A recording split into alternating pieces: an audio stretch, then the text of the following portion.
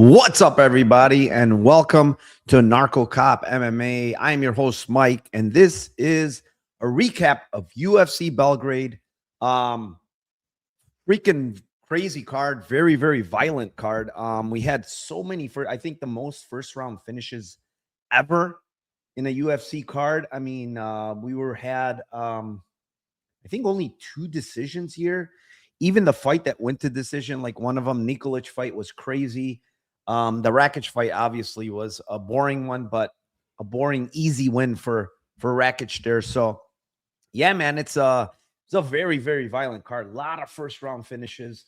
I think there was only one second round finish in the entire fight. Every other finish, or actually 2, every other finish was round 1. So it was an absolute crazy card. Good for viewing experience wise, because I do think that, this type of card, it just draws more eyes for the UFC with a lot of finishes. People love finishes, and there was a ton of finishes on this UFC card. Let me go over here and shout out the chat real quick. Appster says, can I get fuck Rakage for one time? Actually, not really, because I wanted Rakage to be a boring win. Like, I didn't want him to put himself in bad positions. He didn't put himself in bad positions, which is good. And he won easily. So, I mean, you can't fault the guy. He needed a win very, very bad.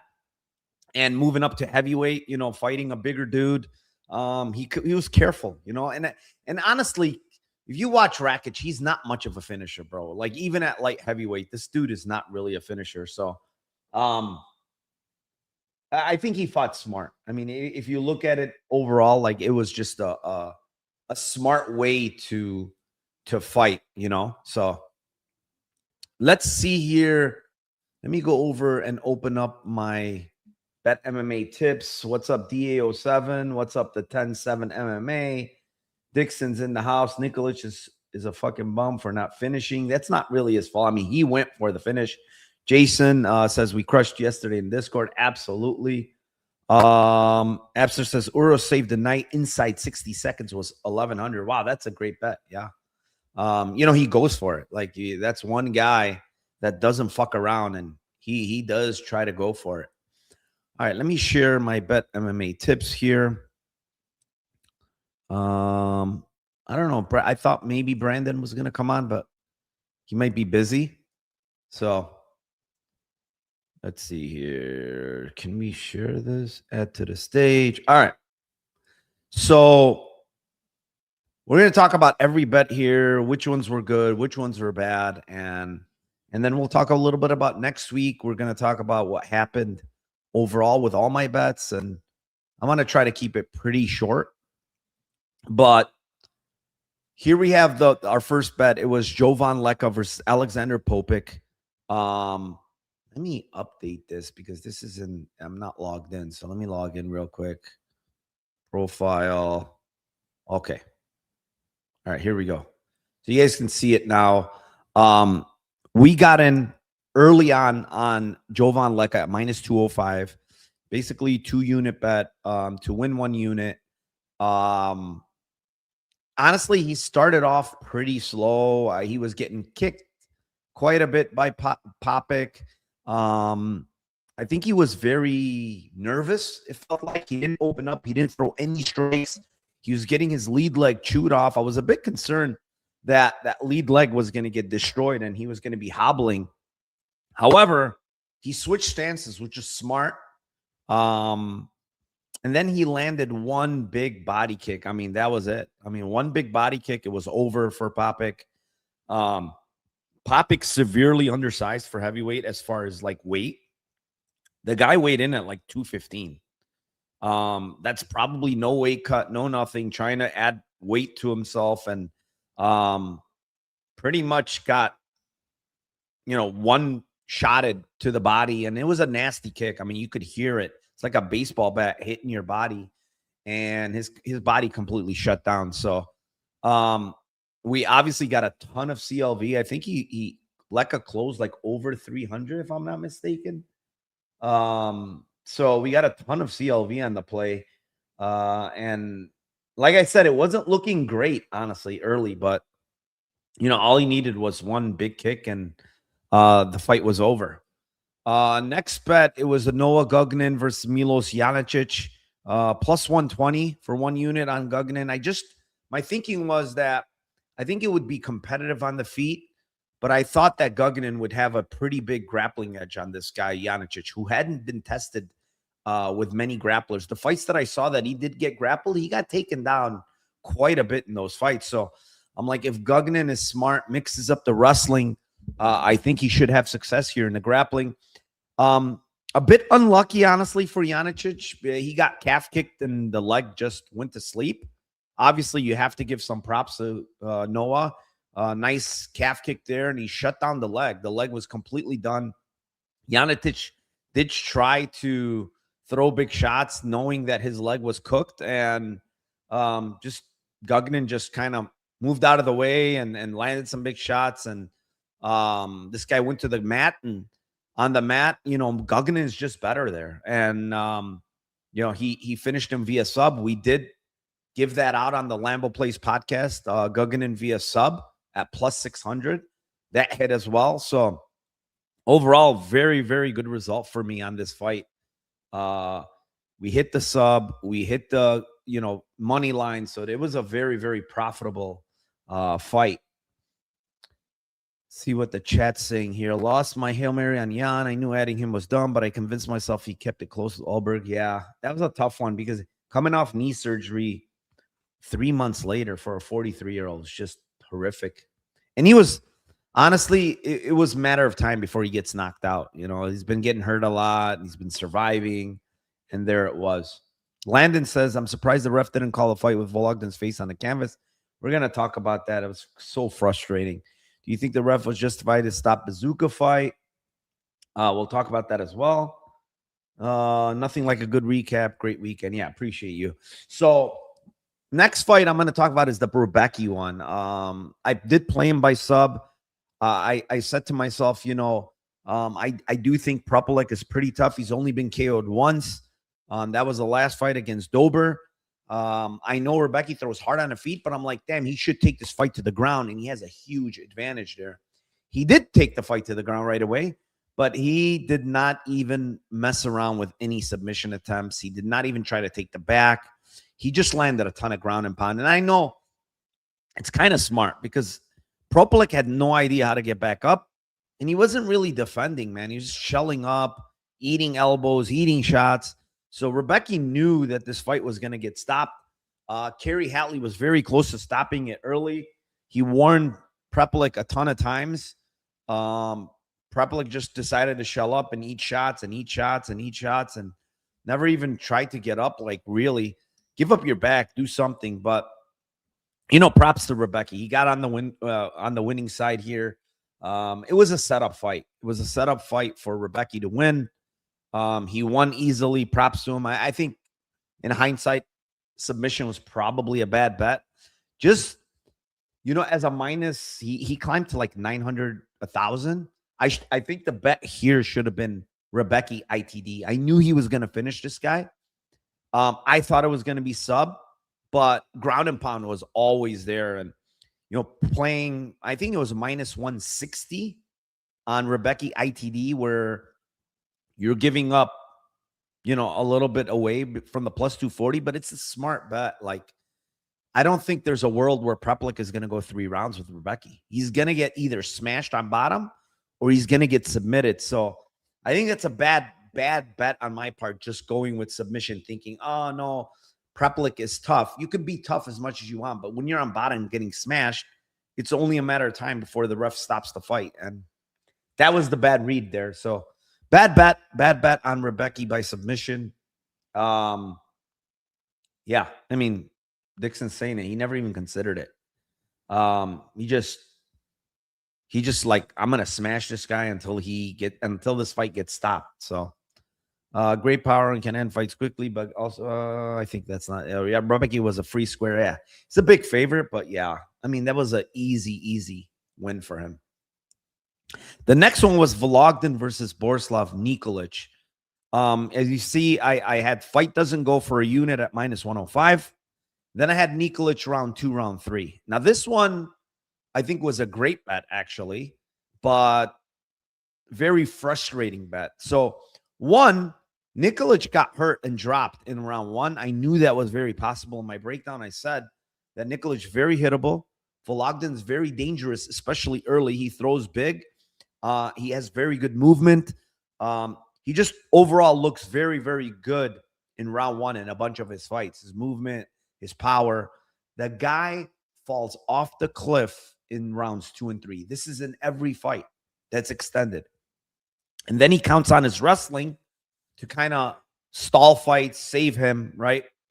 And I also said in my Discord right before the fight, I said, you know what, guys, takedown ladder on this fight is actually good for Vagden. I think he's going to get a bunch of takedowns because Nikolich has terrible takedown defense. He hit him. He hit, I believe, 3 or 4 takedowns, which paid pretty damn good. I think plus 450, maybe 3 takedowns. Let me see the UFC stats. I think he hit 3 takedowns. Should have been 4 in my opinion, but they gave him 3. Yeah, he got 3. So 3 paid plus 450. I think it was a great bet on the takedown ladder for Vagden, just knowing how bad Nikolich's takedown defense is. But man, round 3, I mean, how close was that to being stopped? I mean, if we have a different ref like Kerry Hatley, probably stops the fight. Goddard decided, screw it. He never even came close to stopping that fight. But man, even at the end, it looked like that the submission, like it looked like Vagden honestly was passed out, completely passed out at the end of that, right, when the bell rang. And he could have easily said fight is over because, Vagden didn't even get up, didn't even, like, he completely collapsed face first. I mean, that's a great bet. Would I make that bet again? Look at that. Nikolich round 3 plus 1,000. Of course I would. He hurt Vagden multiple times, almost finished him so close. This is one that, I lost 1.4 units. Probably should have won over 3 units on that fight. Would have been over a 5-unit swing on that fight alone. So, yeah, I mean, I love that bet. I mean, I would make it again. And yeah, it's just a very, very good bet that I think hits in the long run at a way higher rate than 10-1, That's how you got to look at it. Like, does this fight end inside the distance more than 50%? Yes. Does Nikolich finish in round 2 or 3 more than, 15%? Yes. So, yeah, I mean, it's a good bet that lost. So we didn't get rewarded, but very, very good bet there, in my opinion. Mark Goddard, I believe, was the clown that let the fight go. Vagden looked unconscious at the end there. Yeah, I think so. I had Nikolich 100 significant strikes plus 350. He gets recounted from 91, 57. They only gave him 57. Yeah, that seems very, very low. I thought he landed a lot more. Maybe not in round 1. Yeah, round 1, only 11. How did they only give him 18 for round 2? That's kind of disgusting. I thought he landed way more, but anyways, Civic types are so criminally. Yeah, they're inconsistent. You're putting your life on the clickers, on the guy that's clicking the button. Next one was the parlay. Alexander Rakage to win. Earl Smetic under 1.5 rounds. It was at plus money. Great bets. I mean, Rakage easily, and I said all week he's going to look easily the side here because of his quickness, his athleticism. Tybura being 40, Rakage fighting at like heavyweight most of his career, being faster. And I also said, there's no way Tybura is taking him down just because Rakage is going to be. Rakage looks stronger, honestly, in the clinch. Like, he looks stronger than Tybura. He had him up against the fence. He wanted to actually wrestle, which I don't even know why. But yeah, that was a pretty easy win there. I think he was a free square all week. And then Medic Rodriguez under 1.5 was honestly, I mean, what am I going to say? The first punch that landed for Medic basically dropped Rodriguez. Rodriguez wasn't in good shape. He's almost 40, fighting a very, very big hitter in Medic. Pretty easy bet there. So that cashed. So plus 1.33 units on UFC Belgrade. I also gave out some BKFC this weekend. So those went 2-0. Brandon in the Discord also gave out a parlay that hit. He gave out a couple of other sides that hit. Great week in BKFC. I mean, this is week after week after week that BKFC's just been printing money every weekend. We had some boxing live that I hit this weekend. Also, some live bets on UFC that hit. Yeah, just a great weekend overall. Plus $10,772 on the weekend for me. With all the plays, BKFC. We had honestly, let me share this one really quick too, because I felt like this one was kind of sucky result. Let me show it on screen here. Okay, there it is. So LFA, Thiago Thaivara, 1 unit, minus 140. Incredible round 1, back and forth war. Round 2, he gets this guy in a crucifix and is absolutely destroying him. For whatever reason, lets this dude up. The guy is still dead tired. He lands a Hail Mary spinning elbow, hurts Thaivara, and then proceeds to finish him. So that bet loses. I don't know what to make of that bet. Maybe not a great bet, but damn, he should have finished. The next bet is the one that was tilting more. Victor Gabriel, half unit, plus 400. Won the fight, man. You go back and watch the fight. He won that fight, and they fucking absolutely robbed him. They gave the fight to Daniel Araujo. That's the one that hurts. Plus 400 loser when he won the fight and he gets robbed by the hometown guy. That one hurts a lot. Great freaking bet at plus 400. Then the other one is Elmiro Costa, plus 240 dog. He won. He finished. Great bet there. Pedro Ribeiro also, in my opinion, great bet. Absolutely cooking Pedro Souza. Has him hurt on the fence.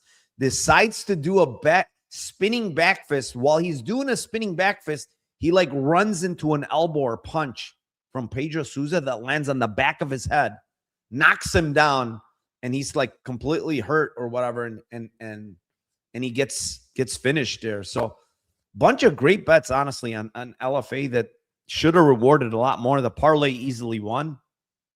It is what it is, but I keep hitting these big plus money dogs. Look at the week before, Corey Bradford. I gave that out a plus 370 winner that easily beat Yard, and actually I think finished him in that fight. So I don't have no idea why he was plus 370, but yeah, that's the kind of stuff that I give out in the Discord. I mean, I tape a lot of shit during the week.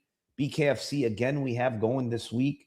Where is it at? It's BKFC Fight Night in South Dakota. Oh, it's the Sturgis card. So it's a Sturgis, South Dakota card. It's a good one. It's on Saturday. We have PFL as well on Friday. And then obviously UFC on Saturday. Let's talk about really quick. Let's see the chat really quick, and then I'll talk about next week's card. It's the recount that's brutal. Tyburo under 1 takedown was plus money. Great read. Oh yeah, that's an incredible one. Mr. Iman, he was just surviving round 3. I think Rakage ain't going anywhere in heavyweight. I don't think he's gonna do that good in heavyweight, but that was just a good fight for him. That's all. Ryan says, what a card. Urbina, big shock, and Klein was shit. Urbina, I honestly think this other guy stunk. I just thought that Urbina would have got swarmed early and just maybe finished. But props to Urbina for finishing this. This guy was absolute fade for sure. He stunk, but I didn't think Urbina was the guy. So props to Urbina for doing that. Breaking Bad Boxing, what's up? What boxing bets you hit live this weekend, Narco? I actually hit live on Zapata. I hit live on Zapata this week. It was a very, very easy live bet. I thought, watching that fight early, the amount of pressure he was putting on, and I didn't like Roach just kind of sitting on the ropes a lot. Very, very idiotic game plan from him. So I think that was a great live spot. We also actually hit Raul Curiel. I know Randall started really well. The line started cratering down to he was minus 165 at one point. Raul Curiel. And I'm like, okay, he's a big A side here. Some of these rounds early were close, and I knew Curiel always comes on later. I'm like, yeah, that's a great spot for Curiel to bet him at that price. So we bet that live as well, and that hit pretty easily. I mean, he cruised towards the end. I feel your pain, Narco. Yeah, that was a weird one. Yeah, you posted that and I saw it, and I'm like, that's a weird one. BKFC is definitely a money printer. Hell yeah. Harley Marley says, great reads this weekend, Narco. Appreciate you, my man. Ben, how do you get money down to profit 10K? Multiple ways. I have outs that, from Discord.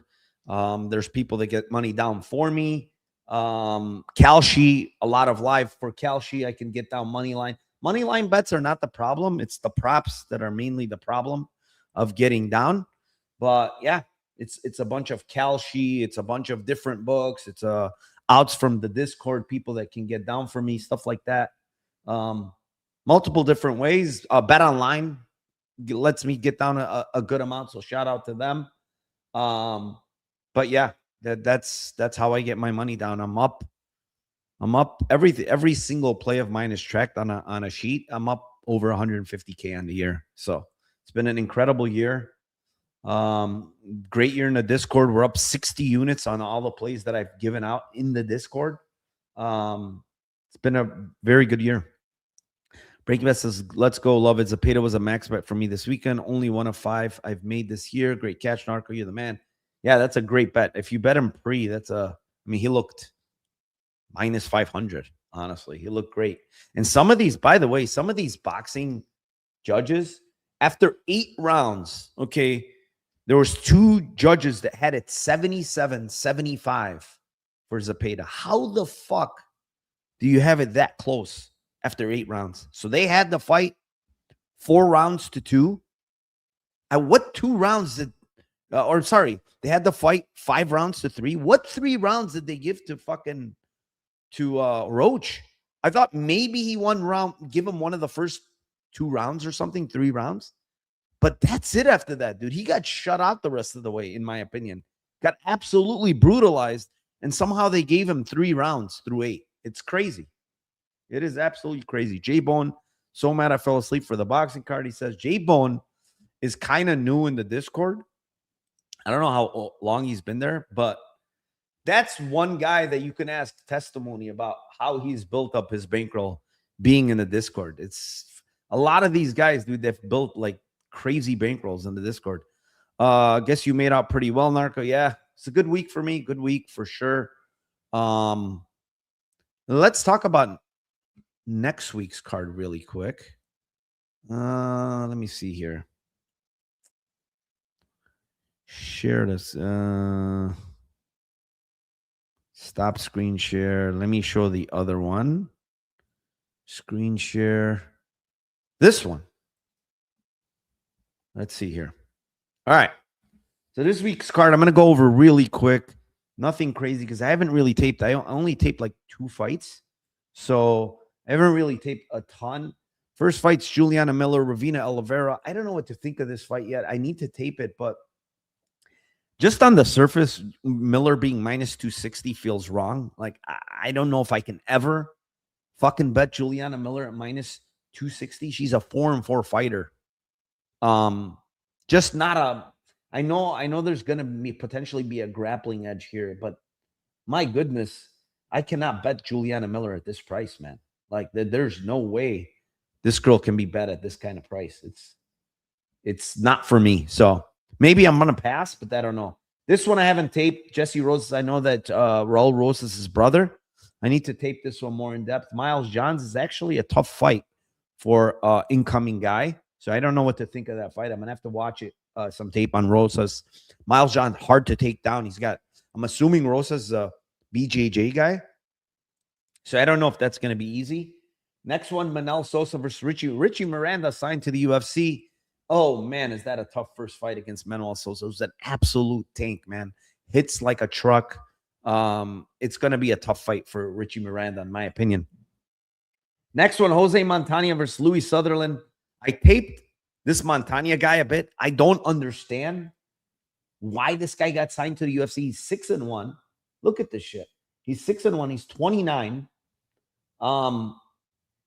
He got 2 fight cancellations here against Bujo in 25. He's got signed a while ago, apparently, and then got canceled recently against Denise. This guy's fought nothing but cans. These guys, don't look at their records. They're all cans, literal cans. And then with the one step up against Richard Jacoby, who's honestly not even that good. This guy stinks too. He's 10-3-1. I think this guy fought on, he fought on Contender Series, got finished by Austin Lane, lost to Jose Augusto, who's not a heavyweight. This guy, Jose Augusto, lost to him. Recently lost to this other guy from Korea. And Jacoby dropped him like 3 or 4 different times in that fight. And this guy never came close to getting a takedown. He's a jiu-jitsu guy. He's also a preacher part-time. I don't understand why this guy got signed, honest to God. Like, I don't know what is the deal. Why is this guy getting signed to the UFC? I really don't know. He's fighting Louis Sutherland. I need to look into it more, but Louis Sutherland's a -155 favorite. And on the surface, honestly, he looks like value against this dude. But again, I need to tape this a little bit more in depth. From what I've seen from Montana, he does not look good. His wrestling does not look good. He's got maybe good jiu-jitsu, but how's he going to get the fight to the ground? His striking is awful. Awful striking defense. He's fighting cans. He hasn't fought in over a year, I believe, right? Yeah, almost a year. Like, I don't understand why this guy's even in the UFC. If somebody knows, please tell me. Maybe he's connected to somebody, but how did they even fucking find this guy? Jose Montana. Very weird.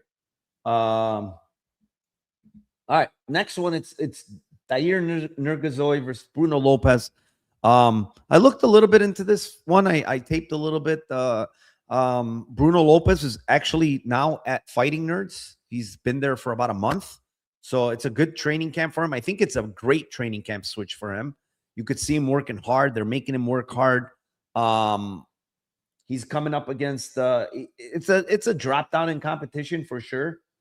He went from, I believe, Sterling. Yeah, Navajo Sterling and Dustin Jacoby to Nurgazoy. I don't know what to think of this guy, Nurgazoy. He looked awful in a couple of fights. He looked pretty good against the newcomer Tobias last fight, but I don't really rate that guy, Tobias. So being Ezekiel choked here is a huge red flag against Uran. He got Komora off bottom by Ribeiro. I don't think this guy is very good. I think this is an interesting matchup. I think he's a dog, Lopez. Yeah, plus 122. I don't rate him very high, but maybe this camp change is going to help him, honestly. So I'm going to look into that a little bit more. Steven Asplin, Guillermo Pat should be interesting. I haven't taped that one, but I lean Asplin here. I think this guy, Pat, stinks. And Asplin's teammate just beat Pat. So last fight, he even got dropped by by Thomas Peterson on the feet, which was a terrible look. Yeah, I don't think this guy Pat's very good, honestly. I think he's shitty. He's a decent striker, but that's it. Next fight, Ty Miller, Billy Ray Goff. I did tape this one quite a bit.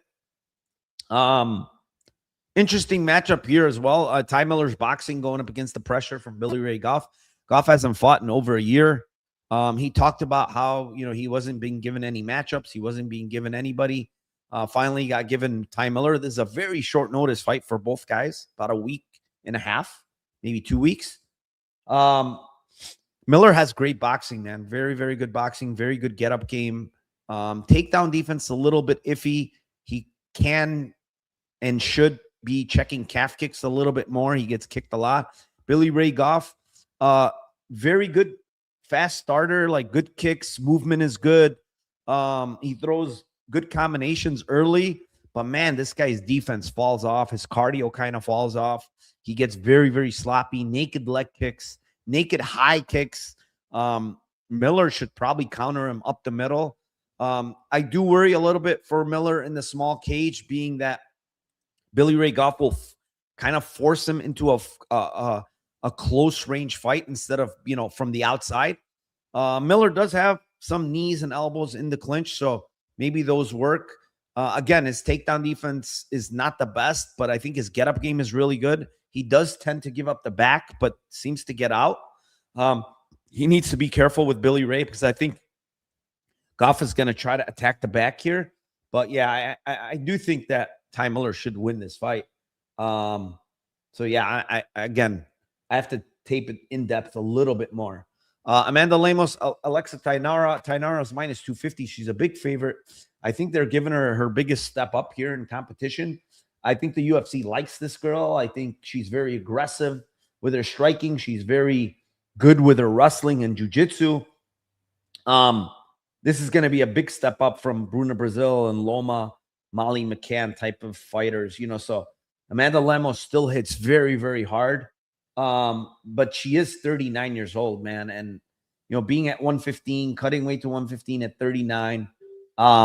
We saw last fight versus a grappler what happened. Jillian Robertson was able to have some success on her in the grappling. So, that's going to be the thing here. Like, Lemos, can she stuff takedowns here? I don't think so. Last two fights versus grapplers, she was taken down six times. She was controlled 9 minutes by Jillian Robertson and another 9 minutes by Tatiana Suarez. You would expect Tainara to grapple here and grapple heavy. She does get very sloppy on the feet and gets hit, but man, she should get takedowns here against Lemos and kind of do work. Next one, it's Darren Elkins against Yair Del Valle. We saw Del Valle shit the bed last time as a big favorite. I don't think he's going to shit the bed this time, man. He's a huge favorite again, but this is a retirement fight for Elkins. I know that much. He is a tough guy. Maybe he gets some takedowns here against Del Valle because Del Valle loves to pull guillotine like a moron and end up on bottom. But, man, if he's smart, he just stuffs takedowns and just – Elkins can't take damage anymore. I know his name is The Damage. He cannot take damage anymore. He is 42. Fuck, man, with a ton of damage. He got finished. I mean, look at these fights. He's been getting hurt in every single fight very badly. He's not taking punches well at all. Almost a year and a half layoff, too. Now coming back at 40-something. He should get knocked out here, honestly. I don't know if Del Valle can sub him because fucking Elkins seems like unsubbable from these chokes, man. Has he ever been subbed once? Like, some of these guys had such deep chokes on him, and they couldn't get him. When's the last time this guy got subbed? Jesus Christ. Charles Oliveira, 16 years ago. Yeah, I don't know. He seems like he's unsubbable, honestly. And Del Valle's a dumb motherfucker. He's going to pull guillotine many times, I'm assuming. But probably could scramble back up against Elkins at this point. The physicality and the age difference. I mean, he should win easily, but do I want to lay minus 650 with Del Valle knowing how bad the fight IQ is? Absolutely not. No, thank you. Next one is, it's weird. I thought Billy Quarantillo retired. I literally thought this guy, I could have sworn I saw a thing on his IG saying he was retired from fighting. He's been off for a long time, 2 years almost layoff after his brutal knockout against Cub Swanson. And then 2 years off at 35 to 37 and fighting again. He might have had another. I mean, he's lost. Look how many he's lost. 3 out of his last 4. I think this might be, I'm going to guess this is his last fight on his contract. And the UFC's like, just take one more fight, cash out. Diego Ferreira is also very old at 41. So this is old guy versus old guy. He did just get knocked out against Alexander Hernandez about a year ago. It's a bit of a concern. But, man, like, watching this guy, I just think he's, even at 41, he's probably more fresh than a guy like Billy Quarantillo, who looks completely fucking washed, like super washed. So I lean Diego Ferreira here, honestly. The guy that's been more active, the guy that's been more competitive, the guy's fought way better level of opposition. Yeah, I mean, I would take Diego Ferreira. Also, the one thing to note here is that Billy Corntia is moving up to 55. Like, I don't even know, this guy wasn't, I know he's 5'10, but he's not like a big 45er. He's moving up to 55 here. Has he ever fought at 55? He might have. No. He's only been at 45. So yeah, that's a weird move. It might be one of those where, you know what, let me just not kill myself cutting weight. It's my last fight anyways. He's moving up to 55. Diego's a natural 55er. Yeah, I just think Diego probably kicks his ass, to be honest. Probably a knockout, probably a sub. Who knows? Maybe Billy decides to grapple against Diego. I don't think he's the better grappler. So, yeah, main event, Mateusz Gamrot, Quillen Salkeld. Very good main event. Big step up for Salkeld. Small cage. He's going to have to deal with the grappling of Mateusz Gamrot. Gamrot is very good wrestler. We saw him absolutely run through Esteban Ribovics with the grappling. But Salkeld is a much better grappler than Ribovics. He has counter wrestling. He has very good jiu-jitsu. I think this is going to be a very, very tough fight. But I lean on the Salkeld side. I think this kid is the truth. I've been saying he's the truth. He's got 5 rounds of cardio. This is a 5-round fight. So both guys have very good cardio. But on the feet, there's a big edge for me on Salkeld. I do think Gamrot's not a terrible striker, but I think Salkeld just has more weapons, man, on the feet, man. Very good kicks, high kicks, head kicks, knees, elbows in the clinch. He has very good get-up game as well when taken down. So I lean Salkeld here. I think Salkeld is gonna give Gamrot a very, very hard time of keeping him down. And the other thing with Gamrot is historically he's known to have very good takedowns, but his control hasn't been great. When you look at some of these fights where he's gotten a lot of takedowns, his control hasn't been very good. So we're going to see, even against a guy like Hooker, he had 5 takedowns, but the control wasn't there against Hooker. I think as an archetype, I would say Quillen Salkeld is very close to Hooker, but way younger, way fresher, better cardio than Hooker, better actual jiu-jitsu and wrestling than Hooker. So I think that the fight that Gamrot lost, which is a very close fight against Hooker, this is a very similar archetype, but a much better fighter at this point in their careers. So I think that's how I'm going to look at this fight. Like, Salkeld is a much better version than Hooker probably ever was as far as overall MMA, So, yeah, I lean Salkeld here. I think he's going to get the job done. Very good fight, though. That is it. 232 live viewers. Appreciate all of you. That was a quick little rundown of my recap, my quick breakdowns for the fights next week. Looking forward to doing a breakdown show this week, and also the Lambo Plays podcast on Friday with Tim. Also, guys, if you want to join the Discord, again, if you go to my profile in at NarcoCop on Twitter or X, at NarcoCop MMA on Instagram. Also, if you guys don't follow me on Instagram, please go over there. I'm trying to grow it at NarcoCop MMA on IG. Again, link is in the profile if you want it. For the Discord, it's $25 a month. We've been crushing all year. Appreciate everybody. Good luck. And let's cash those tickets for UFC Fight Night. Peace.